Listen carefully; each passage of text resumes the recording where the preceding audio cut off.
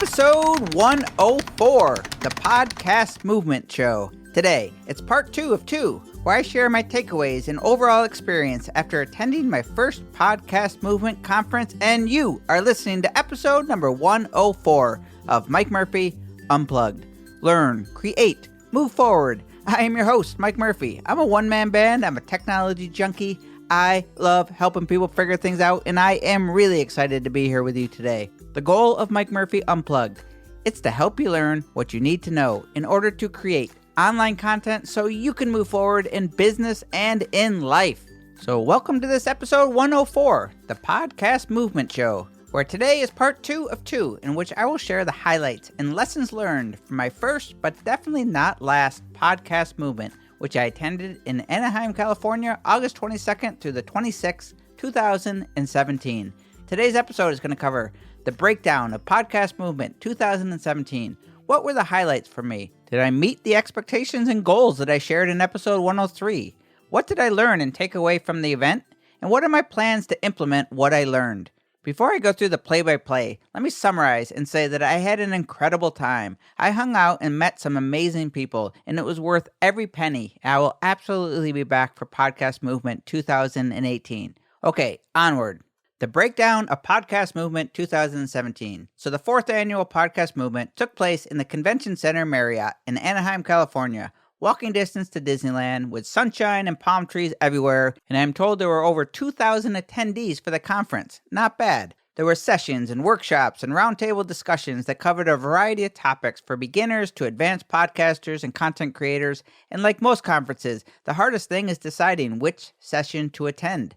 I would not say that I learned a ton from the sessions, quite honestly, but the instructors, they were all top-notch, and my only goal was to pick up little nuggets here and there, and I definitely did that. Sessions started about 9 a.m., ended at 5 p.m., there were breaks in between, and plenty of time to wander the exhibition hall that was filled with some of my favorite vendors, including 2 of my favorites, Adobe and Shure microphones. Just think, kid in a candy store. While the sessions may have ended at 5 p.m., the conference went well into the night with award ceremonies, rooftop parties, a luau equipped with Tahitian fire dancers, and late-night networking in the Marriott lobby and bar. In summary, Podcast Movement had everything and more than an industry conference can offer.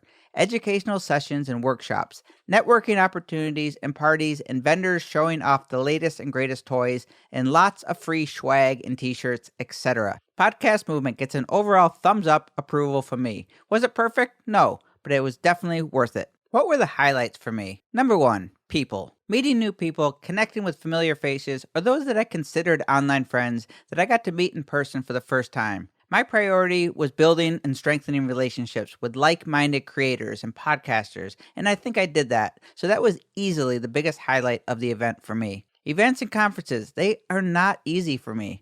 No matter how much that I psych myself out for it. I had been looking forward to Podcast Movement for months, almost an entire year. But as soon as I checked into the Marriott, my introvert tendencies, they kick in full force. I get this pit in my stomach that makes me nervous and not excited to go schmoozing and networking. I can't seem to help it, and I can't really control it, but the only thing I can do is just fight through it. And I did that.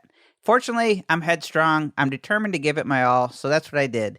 It's also fortunate that many podcasters share this exact same predicament, so it helped. My best strategy and tactic proved to be at Starbucks. I ordered a coffee and something to eat. Right when I got there, I sat at this table that faced a very busy intersection. I'd say within 5 minutes, it seemed like I connected with the entire group of Floridians who attended PodFest the past 2 years. And the table was big, so people just sat down and conversations started naturally. It was perfect for me, and I really made some great connections at this table. I also made it a point to spend as much time as possible in the main conference hall. It was filled with people just looking to talk and connect with others. Podcasters, for one, they like to talk, and so nearly everyone there was in the same boat, so it was really easy to just walk up to anyone and introduce myself and ask them, hey, what's your podcast about? So hanging out with old and new friends, having conversations in the lobby, at the bar, and pretty much everywhere was by far my biggest highlight. But other notable things that I really enjoyed were, 1, I thought the new Attendee Orientation session on the first day, it was helpful, and it was really kind of an icebreaker and informative, and the people who sat at my table, I saw them throughout the event, so it was pretty cool. The keynote speeches from Dan Carlin of Hardcore History and Aaron Mahnke of Lore Podcast, which I knew about but never listened to, were really impactful and inspiring to me. I was surprised by this. Their message was simple, but it really hit home. Both of them just made it clear that the playing field is level. Opportunities are for everyone if you're just willing to be consistent with creating quality content and putting in the hard work. That is what I'm doing, and it just keeps me optimistic that good things are going to happen if I keep showing up and putting my best foot forward. 3. Another highlight for me was browsing the exhibition floor and hanging out with the Adobe Audition crew and learning some audio tricks from the masters and just getting my face in front of some vendors that I have so much respect for already. Learning about the latest gear and filling up my tote bag with pop sockets and t-shirts, well, that's always a notable experience. So were my goals and expectations met? The short answer, yes. In episode 103, the conference show, I stated that I had 5 main goals and expectations for attending Podcast Movement 2017. They were networking, clarity, knowledge and education, inspiration and creativity, and travel, fun, social interaction. For networking, I have a stack of new business cards, and I feel like I made some great new connections with people that may turn into future collaborations or even work. And I also left feeling like I made some great new relationships and even friends. I gave myself a solid B to B plus for networking, which I knew was going to be a big challenge. Clarity. I went to 2 mastermind sessions to brainstorm and get help with my focus and clarity. They helped a little, but I think what helped me the most was asking people, what is your podcast or what is your business all about? It made me realize that the most successful businesses and podcasters were all very clear in their verbiage and message, and I spent a lot of time observing and listening, and it really helped. I left this conference with a new sense of urgency that I need to create more products, but more importantly, organize and package what I can do in a neat package that communicates the value that I can deliver. I make videos, I teach, and I encourage people to live the life they want. I left this conference with the clarity to understand that I need to do a better job at bundling up what I do and make it clear to others what it is that I can do for them. I already had the answers, but Podcast Movement just gave me the added insights that I needed to hear. Knowledge and education. I did not learn all that much new information from the sessions, but I left this conference smarter and satisfied mostly from learning about new services or products and just little tidbits here and there. I did enjoy a one-on-one lesson on compression at the Adobe Audition booth, and I probably could have stayed there all day, but any knowledge to me is good knowledge, so I was more than satisfied overall. Knowledge and education comes in all shapes and sizes, and I left with a head full of ideas, so I can confidently put a green check next to knowledge and education. Number 4 on that list of goals and expectations was inspiration and creativity. I left Podcast Movement 2017 feeling really inspired. My creative juices were definitely refueled. I met some content creators and podcasters doing great work, and as I previously mentioned, the keynote speakers gave me this real jolt of positivity and inspiration. It made me realize the possibilities and power of having a podcast, and to keep giving it my best, and good things are going to happen. And finally, travel, fun, social interaction. Well, you should be able to tell by now that I had a great time. It was really a great trip on all accounts. I loved being in California, as I always do, and I was not familiar with Anaheim, so I got up early. I walked all around, as I typically do. I got to spend a lot of quality times with folks that I had already met, and a few that I felt like we were old friends, but met for the first time face to face. The most touristy thing I got to do was explore the village of Disneyland with a friend. We had fun looking at all the Disney art. We went into the Lego store, which was quite impressive, and we just soaked up all the Disney vibes and got to talk podcasting and other nerd stuff. Really good time. I really had a great time. I can confidently say that I met or exceeded my goals and expectations that I shared in episode 103, the conference show. So what did I learn and take away from the event? My biggest takeaway came as no surprise, but I realized just how unclear my business model is and that I have to create more clearly defined products and services that I can promote with confidence. I know it is unclear because I cannot confidently tell people how my business can help them. Telling people that I can do whatever they need help with is not a clear business model. And telling people that I make videos, it's more refined, but still not clear. I make tutorials and social media marketing videos to promote your business, podcast, online course, or live stream that's getting better.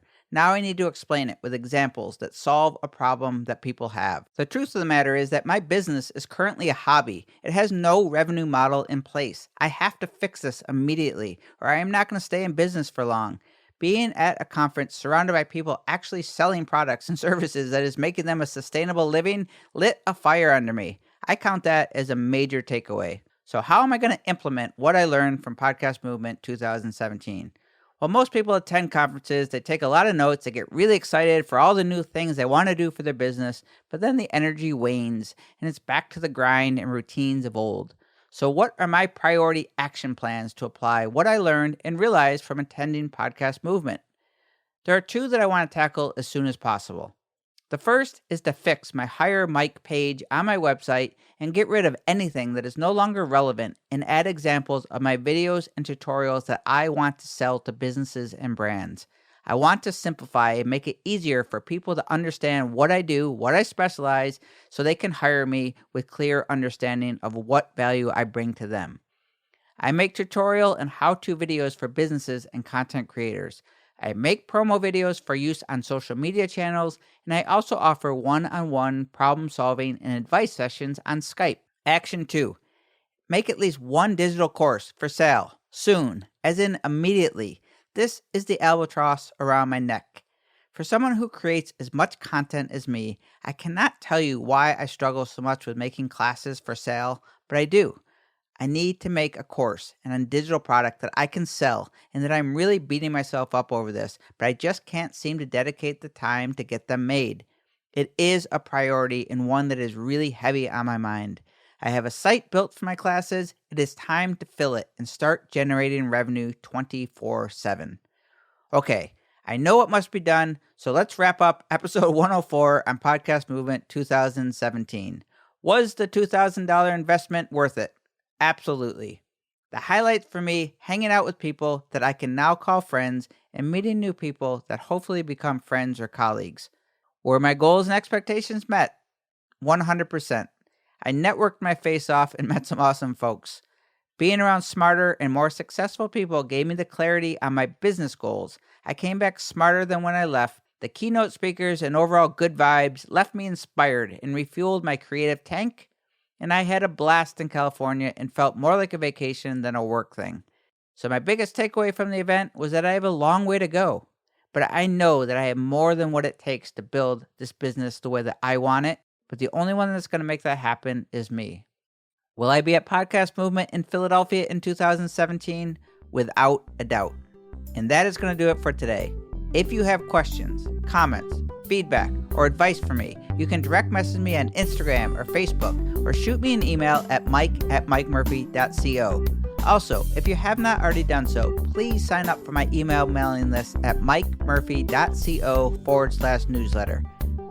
I thank you for joining me today.